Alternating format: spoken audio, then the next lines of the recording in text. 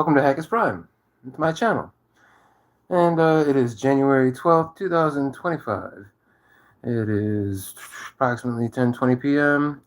This is our second live. I'm going to try to make these a regular thing, and also excuse me while I'm learning how to talk to the camera, learning how to talk to you through me, So we're working on that. Today's topic specifically is the accident. That's what this whole channel and my whole thing is about, is the accident, the thing that I went through, the thing that I'm overcoming. So I figured it'd probably be a good idea to give you guys a video of, hey, this is the accident. This is what I've endured. I'm not going to get into depth on too many other things except for the accident itself, what my body's been through, touch a little bit on where I was mentally before, during, after, and then, kind of let you guys know where I'm at right now. So this way there's a little something. And of course, as I get better with this whole YouTube thing and editing, I'll make a better video, an up-to-date video. But first off, this was the first week that I've made content consistently for one whole week in about 6-7 months. Last year, a lot of other things took precedence other than content, but it was still always on my mind. So now that I have one full week of consistent content out of the workouts, you guys get to check that out. That's my current program. I started doing programs around the August, September time, and I started dialing in nutrition and actually getting on a set schedule. And this is, I believe, the third thing that I've structured now. I structured them myself, but anyway, it's a whole nother topic for a whole nother time. The workouts. We're here for the accident. The accident happened on January 25th, 2021. So we're coming up on the 4-year anniversary of that accident. So leading up to that point, that January it started off kind of rough already. Discrepancies between me and a couple friends, longtime friends. And then right after that it happened, my cousin, I consider him a brother because we grew up together, he had a pretty traumatic accident. He busted his skull open. He had to be in the hospital. He was hospitalized for it was a week, but he was in an induced coma for a couple days. And we didn't know if he was going to wake up and be, not there anymore. That happened, I believe, on January 10th, and he got out of the hospital on the 18th. I remember the 18th specifically because I had to go back to the hospital to get my tia a copy of his papers, and I was the closest one to the hospital at the time. So I went to go get these papers for her, and I remember that on the 18th. That was the last day that I remember. And on January 25th, 2021, approximately around this time at night, 10:30 or so, I had rolled my F-250 Super Duty 300 feet into a field and allegedly walked 50 feet from that. That's where my right femur had broken half and I collapsed face down in the snow. At least that's what the police report said. A police officer had found me. He'd seen my truck lights and then he came to investigate, and that's when he found me. After he found me, he obviously got a hold of the ambulance. They came, they picked me up. They couldn't get me to a trauma center in Chicago that night because I live in the Chicago area. They could not get me up to Chicago that night, so they had to rush me south. From there, south at the Kankakee Hospital in Illinois. That's where they had to cut me open. They had to stuff me full of packing to stabilize me. Obviously from a 300-foot roll in an F-250, the fact that I didn't get ejected means something happened inside, and I guess all my internal organs, they had ripped off the inner linings and such, along with breaking multiple bones. So they packed me up like a teddy bear. They had to stuff me full of packing, keep my organs in place, took me to the trauma center. Closest trauma center is Carl Care over in Illinois. Hey, what's going on, everybody? Thanks for joining. Appreciate you guys. Yeah, I'm telling a story about my accident. But yeah, they transferred me down to the trauma center in Carl. That's where I ended up staying for a month in a coma. And while I was in the coma, well, how I got there, let me think. Look over my notes real quick. All right. They packed me. They got me to the trauma care center. At the trauma care center, after they had done the x-rays and everything, they had discovered I had broke my right femur completely in half. I broke the left hip off my femur. I shattered my right pelvis. It was completely shattered apart. I broke 5 vertebrae in my lower spine. I broke 13 ribs, 8 on one side, 5 on the other. I broke a collarbone, which is still broken in half. You can see that poke out right there. And then the separated left shoulder that's still kablow. I was having kidney failure. I had double collapsed lungs. That eventually evolved into double pneumonia while I was in the coma. They had to give me a tracheotomy. Renal failure had set in. I got septic while I was in the coma. And also during the coma, they reconstructed my right femur. So they had to, luckily my right kneecap was already out of place. So that's where they removed the right kneecap. They shoved a piece of titanium through my entirety of my femur. So my entire right femur is titanium. They had to put titanium hardware in my right pelvis to keep that intact, the bones intact. I now have a anchor that runs up the side of my femur and through the hip ball on my left side. So my left hip is titanium reinforced. And then, like I said, I had the vertebrae and the spine, all that. So I was pretty banged up to say the least. I had heart failure on the way to the trauma center. They resuscitated me. I had heart failure again after they were done replacing my right femur. Then I guess I had heart failure a third time when they did the hip. So it was a whole separate, they were all separate operations. But during that entire time, I was in a coma for that month. I was experiencing and seeing more than I could ever describe or try to even remember at this point. I wasn't nowhere. I was definitely somewhere during that month. That's a whole nother topic for a whole nother time.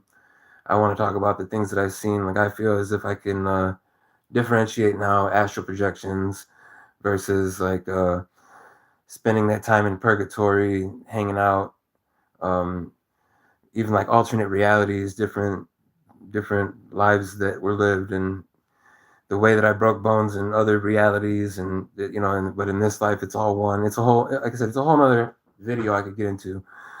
But after I spent that month in the coma, I woke up at the very end of February. I couldn't speak. I had the trach.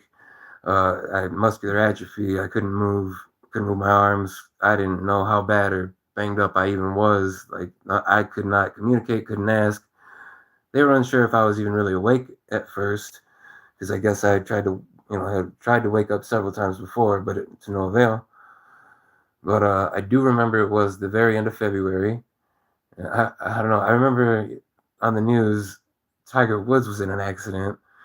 Like that's the time frame that it was going on.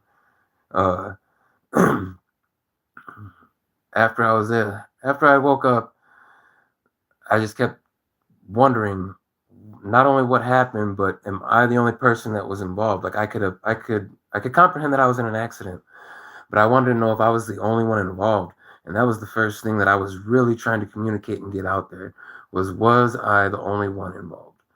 So after that, after I was able to finally figure out where I was and what was going on, and they told me that I was the only one that had been involved in this accident, in this rollover. I didn't hit nobody. There was nobody in the car with me, so I didn't know, because I got kids, and I didn't know if anybody was with me. I didn't know if I had hurt somebody else. Luckily, I didn't. So they told me that I was the only one in the accident.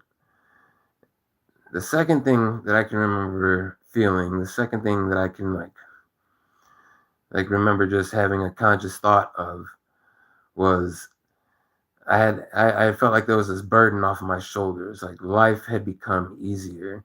I didn't feel like the weight of so many stresses and worries and the things that used to hold me back before. It was just it felt like it was gone. And I know that I was set in a really messed up physical, in a messed up physical spot, being completely broken. But at the same time, for whatever reason, mentally, I was prepared for it. I was mentally prepared to go through this journey. Um, I knew it was going to be a long road, but I had spent another 2 months in the hospital, even after waking up.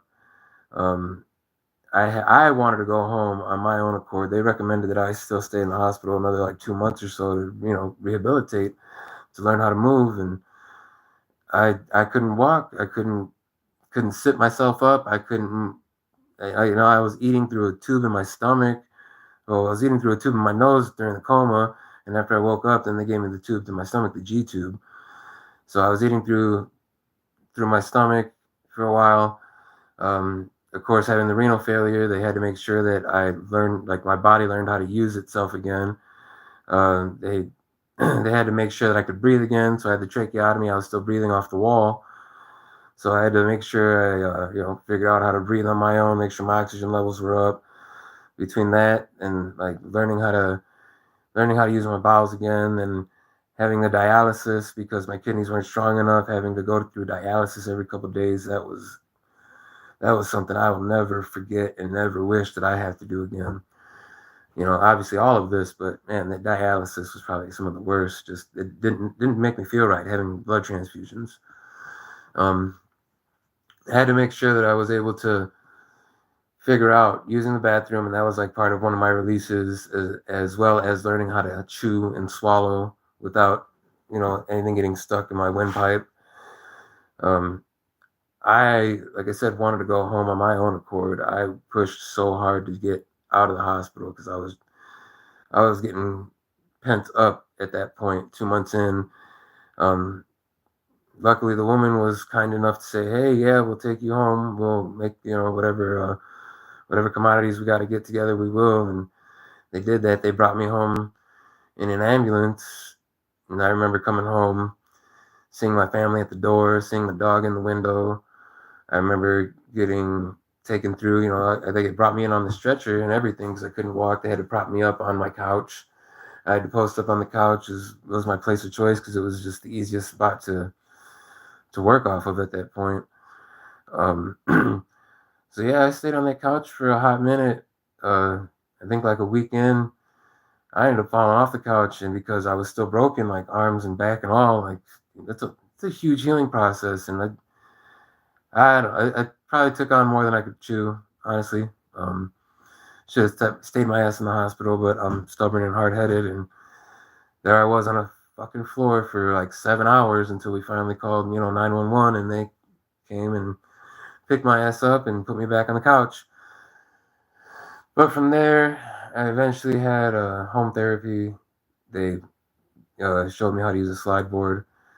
I was eventually strong enough to get on the slide board and slide to a wheelchair. That was a whole 3-week process, even like learning that and safely doing that.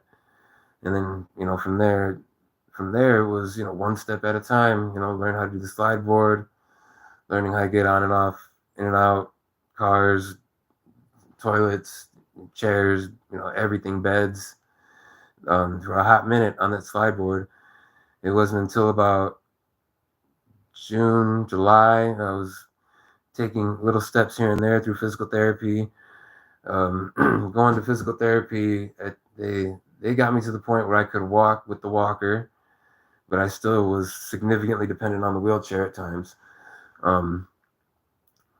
After therapy capped out, because the insurance only covered therapy for so long.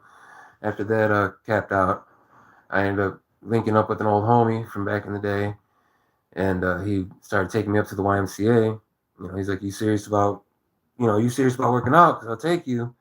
So yeah, man. So he would come pick me up. We'd throw my wheelchair in his truck and my walker too. He started taking me up there, and I was hopping off from the wheelchair to the machines because they have at the YMCA that we were by. They got the machines you can slide the seats in and out for wheelchairs specifically. So I was checking that out for a hot minute, and after a couple months of that, I was finally able to really rely on the walker only.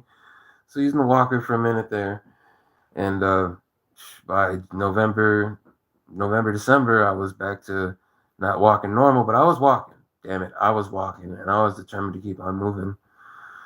Like at that point, I had made a decision after I made a little jog. I actually jogged for the first time, and I made a little video about that. I recorded. That's when I kind of started recording. Was at the end of that year, 2021. So I started recording, and I recorded that jog that I took on that track, and that was a real emotional moment for me because I didn't know if I was ever going to be able to do that again. But it was at that moment that I was like, yeah, this is going to be a real journey. This is going to be a journey to get something that I've always wanted. I wanted to do strongman stuff, and obviously once you break your body to that degree, it more than less likely isn't going to happen. But I will do my damnedest to make myself as strong as I was before the accident. I still managed to not managed. I still had to go through surgeries. I had my colon put back in place in 2022. I had an abdominal hernia, diastasis recti.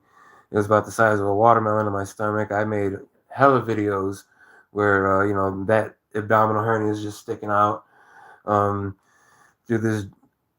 that, we got that taken care of. What was that? Just last year, at the beginning of 2024, January 2024, just about a year ago, almost to the date, we got that hernia taken care of, and I have one final surgery I have to take care of. I do not have a right oblique, so my small intestines pops out above my right pelvis. I don't have that oblique to hold my stuff in anymore. Normally wear a belt to help keep that in. If you look at my channel, I do a lot of working out. I'm just trying to show you that no matter what you go through, you can keep on keeping on somehow, some way. I mean, to this day, I'm by all means, I shouldn't have the strength that I do. I shouldn't have the abilities to do the things that I do. But I've pushed myself hard. There have been so many days that I was not able to move. This accident, it put a lot of things in perspective for me, but it also took a lot away from me. It gave me a lot of freedoms from a lot of burdens that I had before mentally. I struggled with alcoholism for a long time. It was really hard for me to get my life on track. I did not have my shit together. You always wonder how older people get their stuff together, and it's like had the accident at 31 years old, and I almost left my family. I had 4 kids, and I got one on the way now, but I had 4 kids at the time, and I almost left them with nothing. So the accident put a lot of things in perspective for me, and I don't want to leave any of this in vain. The fact that I came back, the fact that I'm able to be here, I'm able to speak, I'm able to share. I mean, if I know my story has helped encourage a couple people here and there, through the little lives that I've touched, share a lot on Facebook, and want to share now on YouTube a lot more. But I hope that my story can help somebody. I hope that people realize that they can push through things and they never thought that they could, and it's never too late to achieve, to strive something. I mean, I know I'll never probably achieve a world's strongest man like I always wanted to as my childhood dream, and I waited too long. I sat on my ass and always said one day. Well, guess what? The day that came was the day that just took all that away from me. So that's the accident, and that's kind of where I'm at. And like I said, if you go and watch the past week of videos that I've had, it's been me excelling. That was my heaviest week yet that I've had. So I recommend you guys go check that out. I'm getting close to the 20-minute mark here, and I think I've told enough. If there's any questions, comments, or anything, let me know. I'll get another live going next week, so we'll see what happens then. I'll tell some more stories. We'll get another topic going on. I do have a podcast that will be on tomorrow. I'll leave a link, make sure that happens when I do have the podcast. and I find out and get a link, I'll put it up, post it, say, hey, check this shit out. But that's about it for now. You guys have a good one. As always, much love. That's all I want.